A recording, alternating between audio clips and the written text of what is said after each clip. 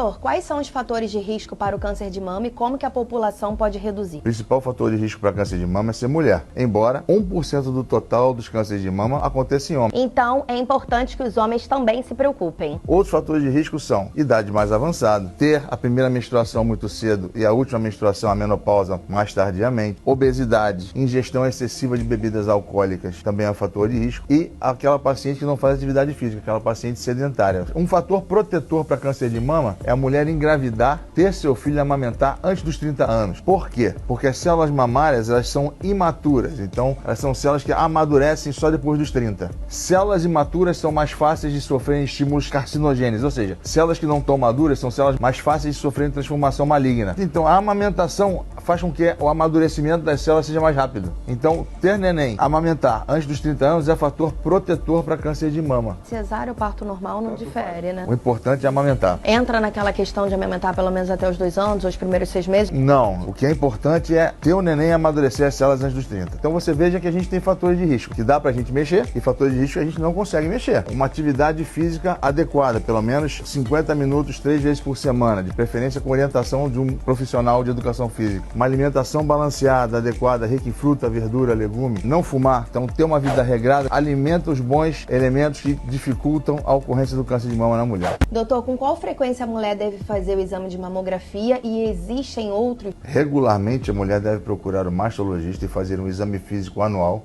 independente de ter ou não sintomas, a partir dos 40 anos. E fazer a mamografia anualmente a partir dos 40 anos. Se ela tem sintomas, ela pode procurar o mastologista antes, ok? Aí ela pode fazer outros exames. Quais são outros exames que ela pode fazer antes dos 40 ou complementar a mamografia? Ultrassonografia de mamas, se as mamas são sobretudo muito densas, tem muito tecido glandular, ela pode fazer o ultrassom para complementar a mamografia, ou até mesmo a ressonância magnética de mamas, se houver indicação. E quais são os sintomas, doutor? Os sintomas mais importantes que norteiam as pacientes, onde elas devem procurar o mastologista em função de risco para câncer de mama, são nodulação palpável, saída de líquido pelo bico do peito, principalmente se for parecido com uma aguinha de rocha ou sangue, se ela tem retração da pele ou algum abaulamento na mama, se a mama mudou de cor, ficou mais avermelhada e com a pele tipo uma casca de laranja, se ela palpa gânglios debaixo da axila que antes ela não palpava, sobretudo se são gânglios mais duros. Esses são sinais de alerta que ela deve procurar um mastologista. Como a mulher deve fazer esse autoexame e com qual frequência? O autoexame da mama faz parte do que a gente chama de autoconhecimento mamário.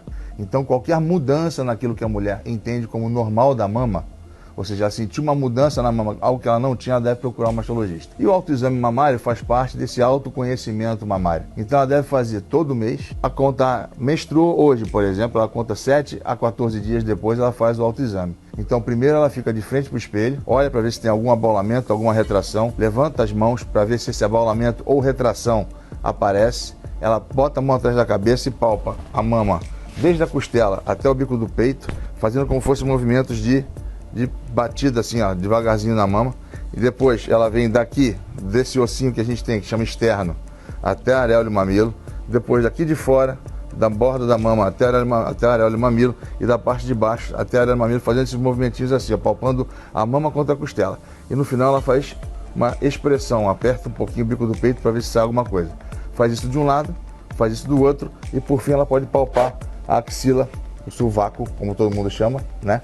De um lado e de outro. A mulher que tem histórico de câncer de mama na família aumenta muito o risco? Nós sabemos que câncer de mama associado a mutação genética, ou seja, alguma alteração na família que passa de geração em geração, corresponde só a 10 a 20% do total dos cânceres de mama.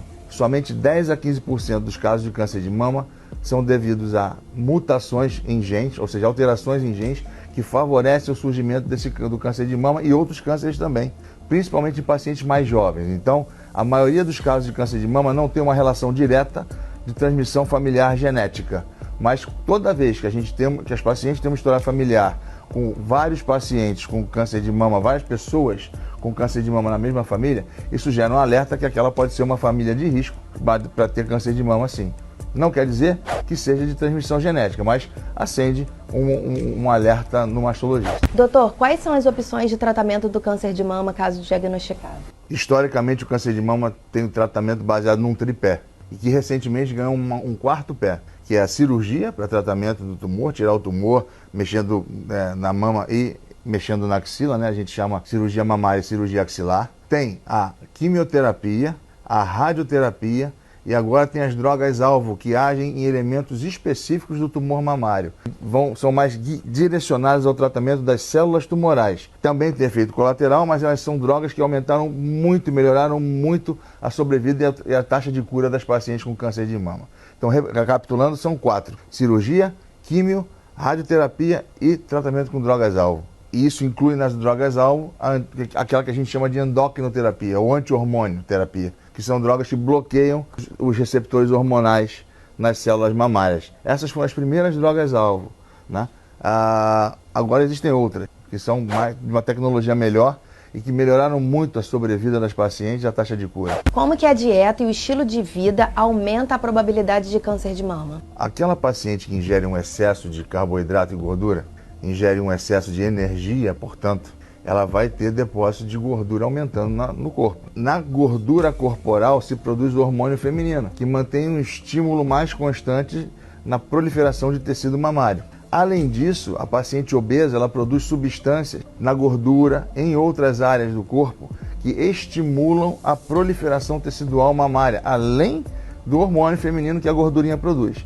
Então, a paciente obesa ela tem um risco maior de desenvolver câncer de mama, porque a obesidade leva à produção de elementos que estimulam a proliferação das células mamárias, daí facilitando o surgimento do câncer de mama. Além da obesidade, tem a questão da faixa etária também, né, doutor? Quanto mais velha a paciente, maior o risco de ter câncer de mama. Porque acumulou gordura? Não, na verdade é por conta do sistema imunológico ter uma taxa de falha maior, a proliferação tecidual a gente chama de mais errática, ser mais falha. Mas no Brasil, a gente tem que deixar uma coisa bem alertada no Brasil. O Brasil, para câncer de mama, tem uma característica um pouco mais peculiar em relação ao resto do mundo. 25% das pacientes com câncer de mama no Brasil estão na faixa entre 40 e 49 anos. Ou seja, 1/4 da população com câncer de mama no Brasil se apresenta de 40 e 49 anos. Então é essencial que a busca pelo mastologista e a realização da mamografia e demais exames que eventualmente forem ser realizados se iniciam aos 40 anos de idade.